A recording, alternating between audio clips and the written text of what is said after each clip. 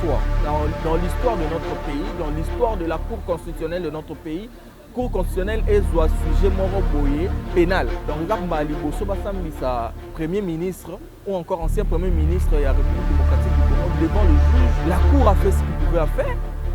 Bah, yoka ki mo lamboka, bah, tikeli bango temps, bah, poussi procès dans les jours à venir. Ceux qui font ça à 2 ans, ceux qui font ça à 10 ans, ceux qui font ça à 5 ans, le peuple est le bah, juge de la Cour constitutionnelle, bah,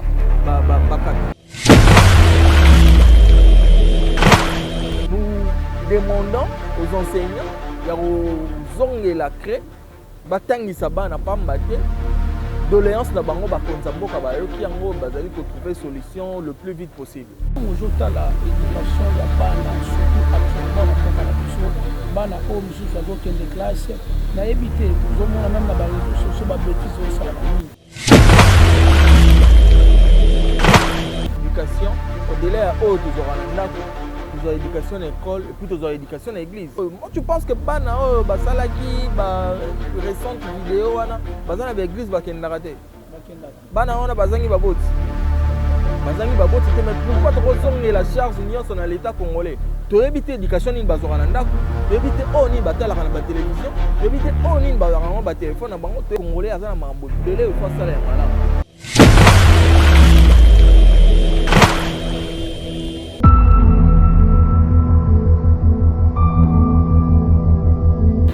Mbote na ba téléspectateurs na biso nyonso bolanda la biso ya Full Business TV et c'est moi votre humble serviteur le frère Jérémy Bongo na émission na biso ya Full Actualité. J'espère que les loto yambi lisusu mwana mboka oyo aza quand même na ba potentialité pe na ba capacité belé je crois ba ne belé ya mboka ba yebié vraiment ils ont abandonné ko belé ba senga biso ye to benga ye une fois encore. C'est pour cela tu essaies un peu de contacter malgré pour nos oeufs armois pas si mal quand même pour ça effort to kutani na ye mbote mwana mboka Jérémy Bongo vraiment pour na bande ko bazolanda biso ba misusu ba mi tuna okenda poso kanate ozomona na te. En tout cas, compte tenu de multiples occupations que nous avons, des salariés que moi j'appelle les de part et d'autre, confrères journalistes, il y a des chaînes de télévision ici et puis YouTube. Mais cela n'empêche que tu aies tout répondre favorablement à l'invitation. Alors, quand j'étais saisi, tant au Bengaï, na le bagui, na ko raté opportunité oté. Il y a un bana mboka na maïman soumaye koleka na kati ya mboka na biso donc l'actualité politique ya mboka na biso et puis kolobela na kombo ya jeunesse mobimba RDC, la jeunesse quinoise, la jeunesse du parti du Nouvel Élan du Congo. Owa Pinazali, secrétaire exécutif de la Ligue des jeunes nationales. Le parti cher, il y a honorable député national Bernard Kayumba. Pour les téléspectateurs, bazolanda biso bazana besoin ba bonne évolution ya parti ezokendeli. En tout cas, les partis chers à l'honorable député national Bernard Kayumba et Zokende Kitoko, récemment on a organisé une forte adhésion massive. Il y a des étudiants congolais qui ont confiance dans l'honorable Bernard Kayumba. L'andi lutte pour défendre les jeunes valablement. Ça a confiance qui vraiment a un nombre de rebelles qui a une forte adhésion massive dans la Lingomba politique parti du Nouvel Élan du Congo Paneco. Nous sommes en train d'élargir le champ de travail et nous sommes en train de travailler vraiment. Est-ce que dans votre parti à Paneco, vous croyez aussi à la perfection? Exactement. Vous savez, moi, Mboka Jérémy Bongo, les Paneco, partant de sa dénomination, c'est un parti du Nouvel Élan du Congo. Okay. Donc la perfection, c'est notre. C'est le parti du Nouvel Élan, c'est mon PPR Sika Auto, même na kati ya politique ya Congo.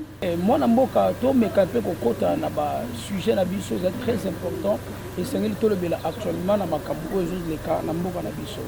Tous les besoins de analyse en ce qui concerne le makambo et où le chef de l'État. Je crois que mon chef de l'État, Félix Tshisekedi, a eu diplôme naie peut mon sous ex président Joseph Kabila a eu diplôme d'État. Nous avons makambo et analysant on est préalablement na rosenga na ba congolais nyonso. OK. Ba reconnaître leur moko. C'est les Congo qui gagnent avant tout. Tout le temps, il y a des réseaux sociaux, il y a des comparaisons d'ici et là. Mais nous devons d'abord savoir une chose, que ceux qui va condamner biso, il y a kala tout comme il y a sika bazo ba titre. Prenons l'exemple, il y a chef de l'État actuel, son Excellence, le président de la République, Félix Antoine Tshilombo Tshisekedi. Les diplômes, il y a doctorat, il y a honoris causa au Aouti Kozana Israël. Et ça, par rapport aux éloges, par rapport à œuvre au Sali, et mon ananami sur bateau. Sur le plan international, tant national et international, et mon ani. Alors, moni, ils étaient mieux décernés titre honorifique. Pourquoi? Parce que ces œuvres, la gratuité de l'enseignement, l'état des sièges, la paix à l'Est, malgré le sabotage, mais quand même, ils ont une image, sur l'Est de la République, comme quand même l'espoir de retrouver une paix durable. Donc le président de la République va payer diplôme, il y a honneur par rapport à acte, œuvre à la scène politique de la République. Alors je veux citer s'il te plaît moi Jérémy Bongo. Contrairement à moi Joseph Kabila Kabange, le sénateur à vie, l'ancien président, il y a ezali autobenga diplôme académique, titre mort académique, c'est-à-dire il a suivi un cursus scientifique à Tanguy et à la fin bah PCA diplôme na et doctorat en sciences politiques à l'université de Johannesburg.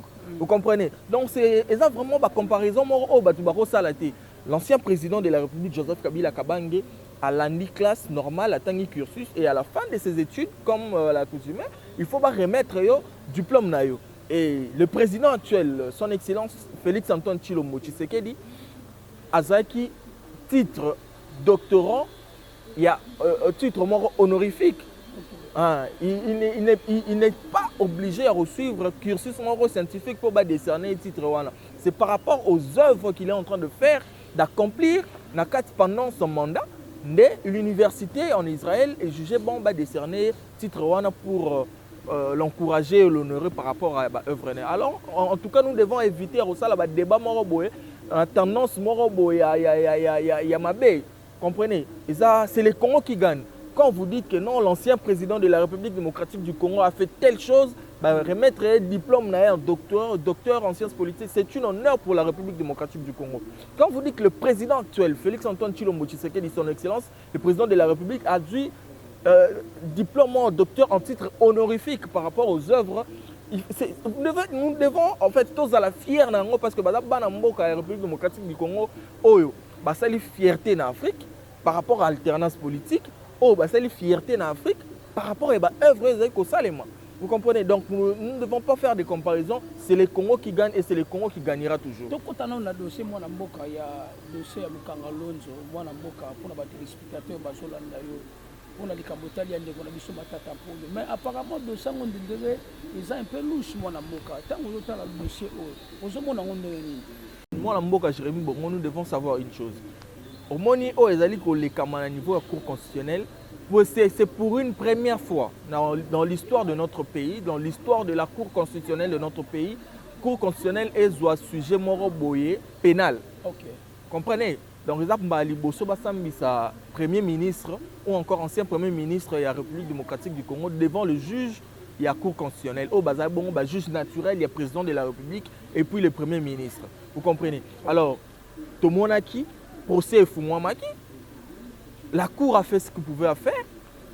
Yoka ki mona mboka, tikeli bango temps, poussi procès dans les jours à venir pour permettre na gérant la société sud-africaine, l'oukel interprète parce que lui ne parle pas le français, il ne parle pas le chiluba, il ne parle pas swahili, il ne parle pas le lingala, donc il faut l'oukel interprète pour permettre yé interlocution entre yé na membre il y a Cour constitutionnelle et la République démocratique du Congo pour que tout continue procès comme il le faut.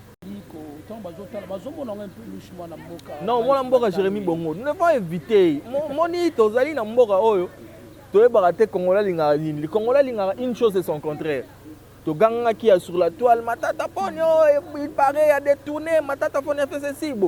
Matata Ponyo, Matata Bongo va bengise na ba illégalité. La Cour constitutionnelle a saisi le dossier procès Fumwami. Bah renvoyer procès à mes collègues, notre louche, non, vous voulez quoi? Les dossiers déjà sur la table.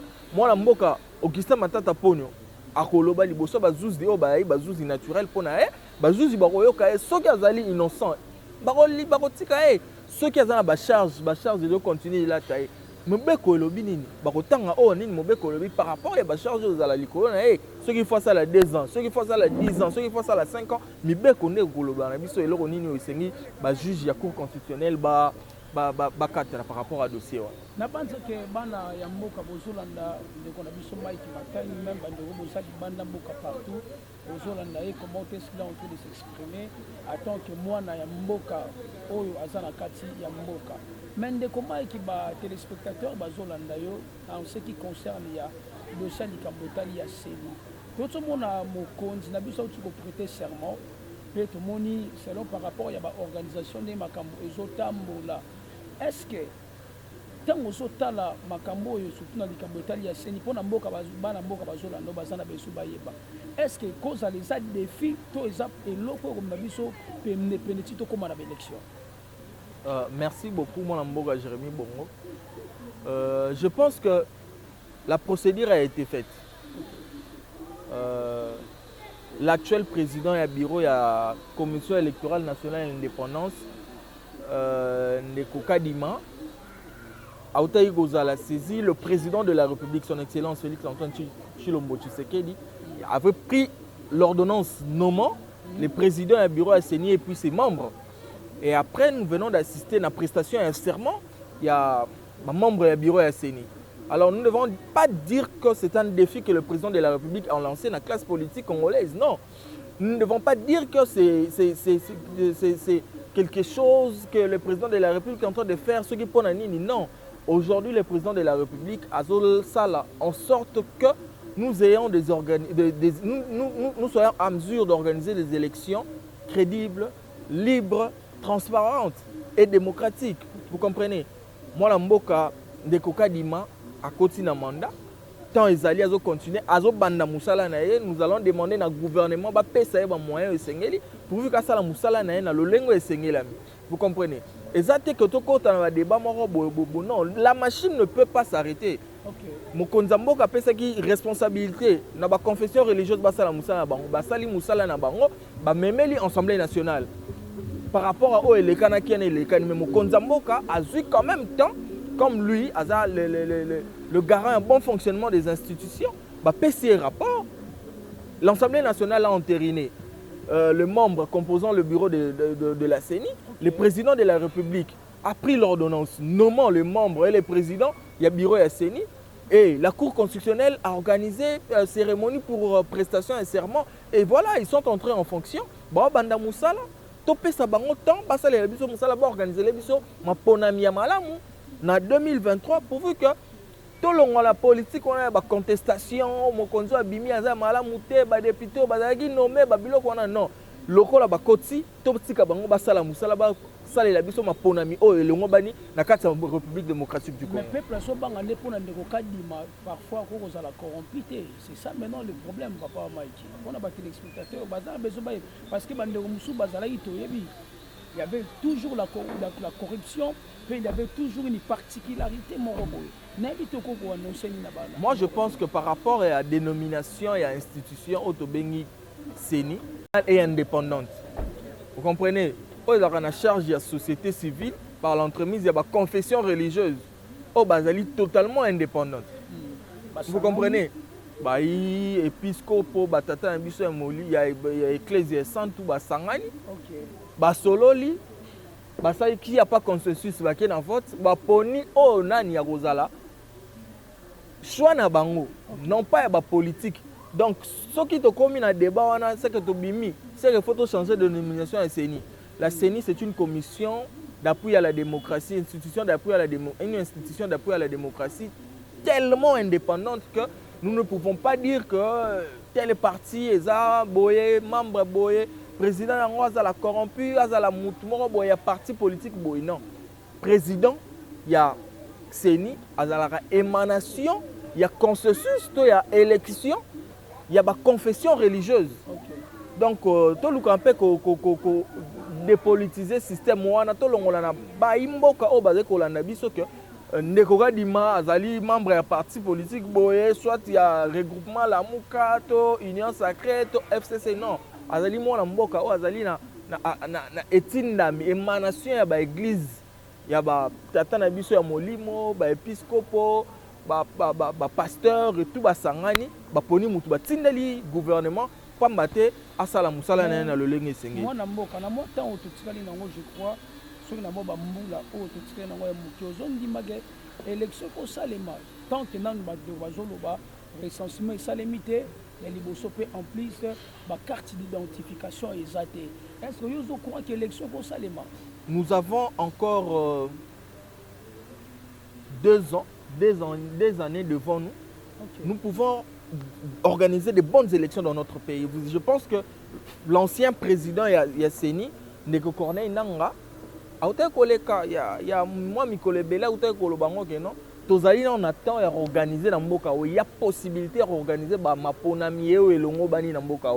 Le temps est allé. Tout ça ba moyen gouvernement tout ça ba moyen vous allez voir que moi la mboka kadima rusala la biso musala malamu ba organiser ba élection na ba délai constitutionnel. Un délai constitutionnel le bi moi la mboka Mike Matangi même moi la mboka Mike Matangi les ali sous na dossier moi c'est très important au peut melio et sengeli penza o lo ba liboso bana mboka en ce qui concerne gratuité ya bana classe. Gratuité ya bana classe bana vraiment ko tanga penza les sous malonga te naïbité, tout le monde même, il y a certaines professions, on a des grève, des sa courte, pourquoi? Parce que ma camoison marché. Naïbité, l'Ilobani, on a des là-bas, moi, Mboka Jérémy Bongo, émission aura toujours un caractère pédagogique. Nous devons, comme à un niveau renseigner à bateau, vous comprenez? Yosa journaliste, je pense qu'avant ça, la émission, aux gens l'information. Au message de l'information, au yebi o ni nezali réclamation ya enseignant. Et puis au yebi na stade ni o baza actuellement avec le gouvernement. Okay. Les ministres il y a fonction publique, le ministre il y a EPST et puis le ministre budget. Ma solo et c'est zongaki entre les bons syndicats et puis le gouvernement. Comprenez? Seulement que la grève c'est garanti dans la Constitution. Okay. Vous comprenez? La grève est garantie dans la Constitution. Tout travailleur a droit à salaire naie. Tout travailleur a mérité ils ont revenir de droit. Vous comprenez? Alors, bazali ko solo la réclamation na bango ezalaki ba konziambo ka ba prendre en compte ba zongisi ma solo pambate ko luka ko trouver solution au plus vite possible. Mais nous n'allons pas trouver une solution pendant que nos enfants sont en train de rester à la maison sans rien faire. Vous comprenez? Pendant que le professeur Baza représenté dans le syndicat na bango, les autres peuvent rester dans des salles de classe pour n'attendre ça bana na biso. Au lieu de perdre temps à moulaï au bana batanga, vous savez 3 semaines sans que bana bazwa cours, et ça vraiment un manque à gagner pour les enfants. Vous comprenez, c'est vraiment un manque à gagner pour les enfants, raison pour laquelle nous demandons aux enseignants, il y a aux ongles et la crée, batangi ça bana pambate. Doléance na bango ba konzambo ka ba yo ki yango bazali ko trouver solution le plus vite possible. Mais tant aux la éducation ya bana surtout actuellement na mboka na biso bana o mususu azoke de classe na éviter tozomona même na ba réseaux sociaux ba bêtises yo sala mingi. Vous comprenez ndeko Jérémy Bongo. Au-delà du fait que aux la journaliste, je pense que aux ali aussi l'homme de l'église. Tu es un serviteur de Dieu. Osa sans ignorer que l'éducation, au-delà de tu auras l'éducation à l'école et puis tu auras l'éducation à l'église. Vous comprenez? Quelle est cette formation? Moi, tu penses que bana basalaki récente vidéo wana bazana l'église bakendaraté. Bana wana bazangi baboti. Bazangi baboti mais pourquoi tu rezonges la charge union sur l'état congolais? L'État congolais a tenu à disposition à Banawana été le bakendara bazora formation. Peut-être que tel peut bulletin à Banawana batanga rapé bazora bawapo malam.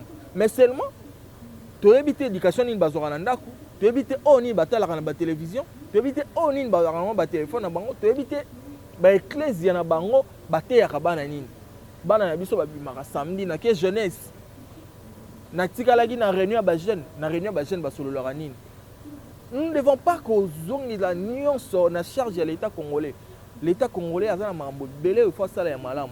Et puis bien sûr l'éducation est garantie dans la constitution. Moi on va bénéficier de l'éducation, mais trop que la charge n'y est aussi dans l'État congolais. Vous comprenez? L'État est responsable. Il y a actuellement monaki, ba mesure ezomaki, au monaki même commission de discipline, il y a collège Saint-Georges, au wapi bana wana bazaiki, ba élèves comment est-ce qu'ils ont sanctionné? Collège Saint-Georges des école publique, non? Alors ceux va sanctionner, cela veut dire que l'État pas sanctionné. Vous comprenez? Alors na bandaku, na ba église, na bango peut pas luka neni ya recoincer bana wana pourvu que to revivre les sous ba ça na bongoté na ba etele na biso ya Kinshasa pe ya RDC mobile. Moi, je Mike Matangi, je crois, comme presque dans suka ya émission na biso et tout le monde ndeko Fayulu, tout le monde ndeko Muzitu, tout le monde ndeko Joseph Kabila pe ndeko Moïse Katumbi Chapwe, bango nyonso basali lisanga basangani na likambo etali ya union sacrée. Analyse na yo ezali. Photo sungaka bandeko balandaka biso na éclaircir bango. Prenons l'exemple ensemble pour la République ya ndeko Moïse Katumbi. Récemment, porte-parole, mon amboka Francis Kalomba, qui dans une radio de la place. Moi, je l'ai suivi, pour ne pas dire qu'il a rejeté en bloc, mais il a dit rien d'officiel et salami poété ensemble de la République, bah ça l'alliance de la formation politique nous joue. Rien d'officiel. L'information que moi j'ai actuellement est que Ndeko Moïse Katumbi Azali entendu na Kinshasa pour entamer la consultation na la force politique et puis la société civile. Au État FCC, au État la Mouka, l'impossible en politique n'existe pas. Ils sont dans l'opposition. N'empêche que la bloc moi pour nous revendiquer peut-être intérêt général. Mais pour combattre l'Union sacrée de la République ou quoi que ce soit, combattre le président de la République, là je ne sais pas trop l'information que j'ai. Exact que Ndeko Moïse Katumbi a entendu la ville de Kinshasa pour entamer la consultation.